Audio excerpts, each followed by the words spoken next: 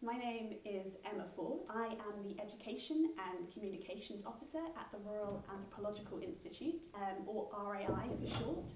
The RAI is in London, England, and I'm here in Brazil enjoying my time. But I'm also the Secretary of the IUAES Commission on Anthropology and Education, and I'm very interested in the topics we'll be discussing today because in my normal day-to-day work, I work a lot with anthropology, education and school teachers in the UK, so I'm really excited to be here today. I can speak about the last few years have been a very interesting time for anthropology education in England. We had an anthropology A-level, which was for 16 to 18-year-olds, and unfortunately the examination board, AQA, decided to discontinue that qualification. But it is present in other qualifications which are being, for example, created in Scotland, but also International Baccalaureate Social and Cultural Anthropology, which is an international qualification. So, I mean, it does exist out there in the world. And also, you know, you have a range of individuals, especially in university departments, that are interested in this idea of outreach, whether that is with prospective undergraduate students, so some of them have good links with schools and colleges in their area, and they invite those students to visit their university or they go out to that university. But I think often it does come down to individuals who are particularly proactive. And also in my role, I do run some wider outreach education activities such as London Anthropology Day, which is, you know, a university taster day, so it's aimed at students considering anthropology at university, but I think it has a wider remit because it introduces parents and careers advisors and friends of people interested in anthropology, so it kind of raises the public awareness. So yeah, it depends how you define education.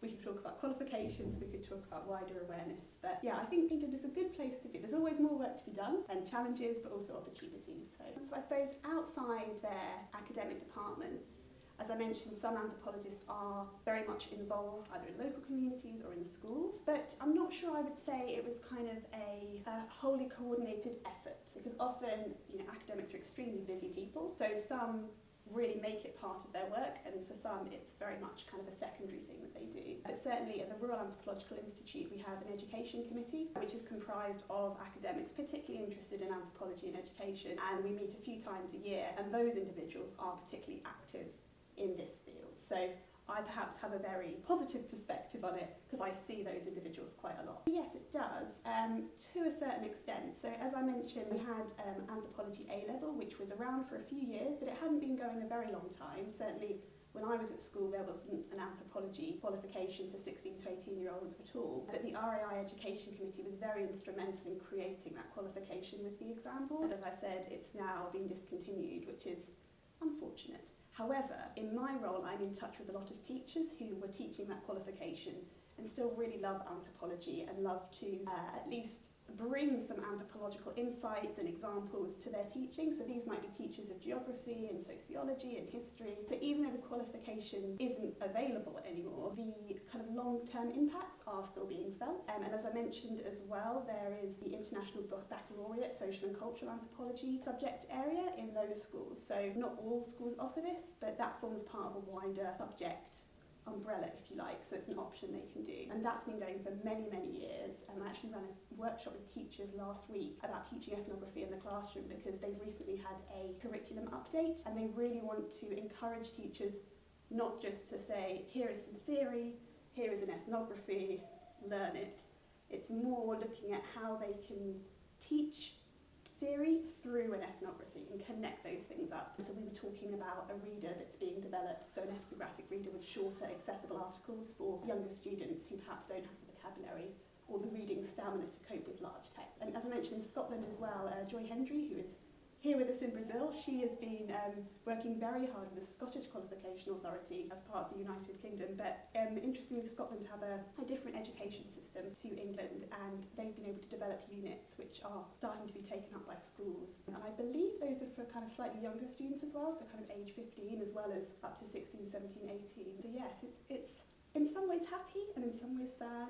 but we do have some qualifications, and of course anthropology touches other subject areas as well. It's just, I come across teachers who have biological anthropology clubs, especially in some of the private schools where they've got some financial resources. They'll buy hominid casts and they'll do things after school with their students, but yeah, it requires sort of a champion in the school, like a teacher who's really committed, and it requires the financial and time resources. So I think I see my job in a way as trying to help, even in a small way, help those teachers who are keen to include anthropology in their teaching, giving them some resources, some contacts. So I sometimes link up teachers with university departments or link teachers with other teachers to see if we can help things along.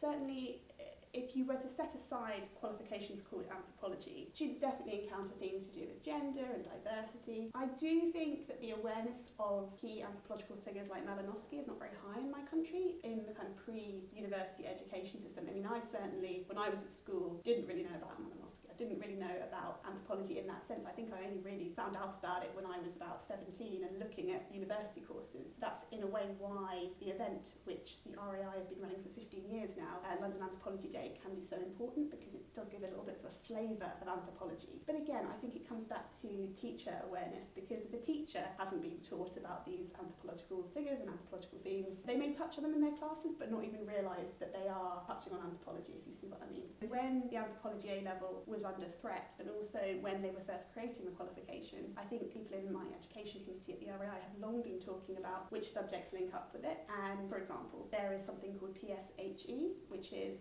Personal Social Health Education, I think. Certainly it's a course I did at school, but to be absolutely honest with you, it's not a very highly regarded course, as in it's something that you do to broaden your awareness of drugs, sexuality, kind of useful life themes. But certainly, and again, this might be out of date because I was at school a little while ago, the teachers of those courses are teachers of other subjects, so often it's something that they see as an add-on. And we covered important things, but they weren't gripping content-filled classes, if you see what I mean. So there's that, but there have been for quite a long time citizenship qualifications, which have also been under threat in the UK, and some of them discontinued. But the citizenship kind of courses cover some of the themes that you're mentioning. I mean, certainly biology. I did biology up until the age of 18, and I was always quite surprised that we didn't really talk very much about sort of the lack of a biological basis for these racial categories. But I mean, I can understand also it's quite a controversial topic, and we would study fruit flies, but we wouldn't really talk that much about human evolution, for instance. Humans were strangely absent sometimes from the syllabus, apart from if it was like a medical topic. Also, I suppose human geography, so in the geography syllabus there are aspects about migration and immigration and those sorts of themes. I mean, I think again, often it depends on the teacher. So if the teacher is very interested in these topics, whether they're an anthropologist or not, they'll find ways to connect their classes with current news events. So obviously there have been really distressing news stories with people trying to move from one country to another and dying in dinghies, and really terrible stories that students will have heard about on the news. And a teacher, if they know how to handle the context and understand their student well, they can then connect that with wider things about who belongs in a nation and who should be allowed to come into our country, and what do we owe other people, and all of those quite difficult but important questions.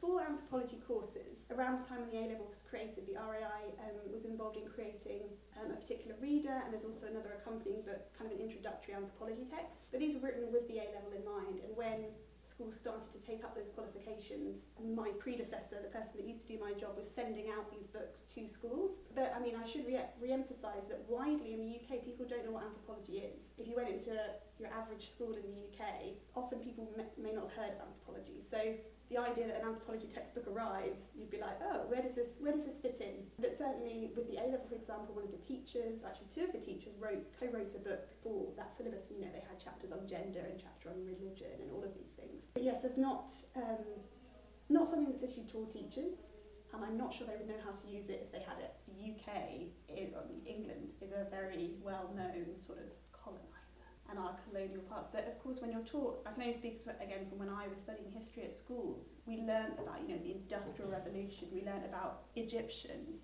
we learned about the Greeks, and we learned about slavery. We did learn about slavery, but I think we learned about that when I was about 13 or 14 maybe, and there was much less information about that before. But I still think it probably wasn't as worldly as it could be. I mean, inevitably when you're taught history in your country, you tend to learn about the history of your country. And as you're saying, who has the right to define the history of your country? Is the history of your country the one that says there was nobody there, which clearly isn't true? So I suppose we're operating in quite different country contexts. But I suppose I would say in the UK, we were taught history in a very sort of piecemeal way. I mean, we don't have an obvious narrative of, we don't have Indigenous people in the same way. But certainly I don't remember feeling that I had a lot of information about the British went and did this and that was perhaps bad. Do you know what I mean? Yeah. It was more, they went out here, the British Empire, da da da da da da da da.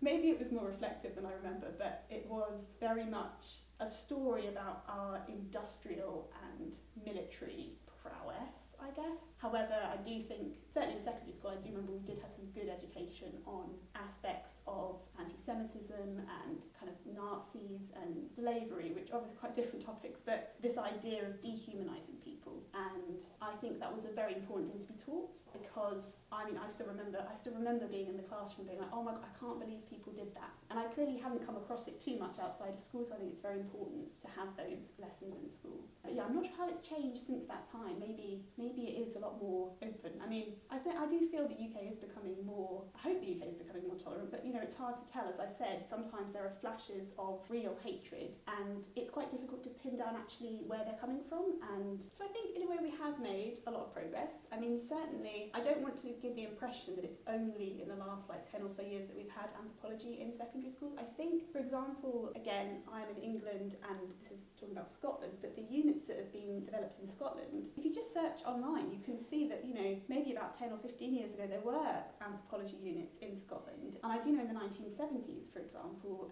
the Royal Anthropological Institute, in our archives, there is a lot of material that was created for school children. I'm not quite sure how widespread that was, what the impact of that was, but it's kind of been a long running interest of the Royal Anthropological Institute, anthropology education, probably long before the 1970s as well. But in terms of recent times, I suppose, I do feel we've made a lot of progress because I think getting the anthropology A level into the school system has been really good for anthropology. I do, however, feel like we are operating in a time where things are difficult. So, as I mentioned, the A level was discontinued. Now, the reasons for it being discontinued are very interesting because, on the one hand, we were told it's because you're a very small qualification, but the qualification had only been running for a few years, and also there weren't teachers already trained up to teach it. So, inevitably, when you introduce something new, it takes a while to expand those numbers. But it's also part of a wider educational atmosphere where there is a cutting down, a trimming down,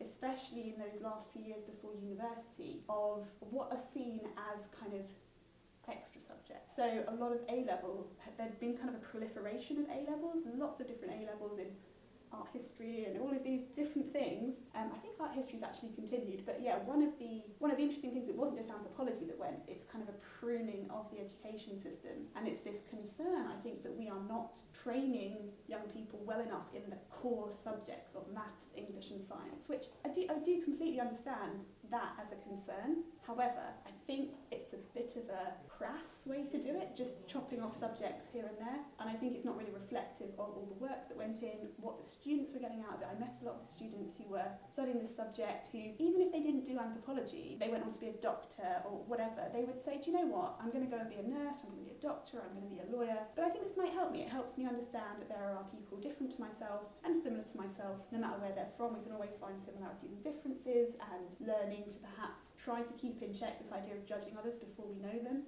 Just very simple things that are not, I don't think anthropology needs to be as complicated as it sometimes is portrayed as. There is a place for complex theoretical arguments, but I do think anthropology in schools is a fantastic thing, and I think having that qualification, even if now it isn't there anymore, I think it was completely worth having, because it really, even if it just changed the lives of a few hundred students, like, wonderful, really wonderful.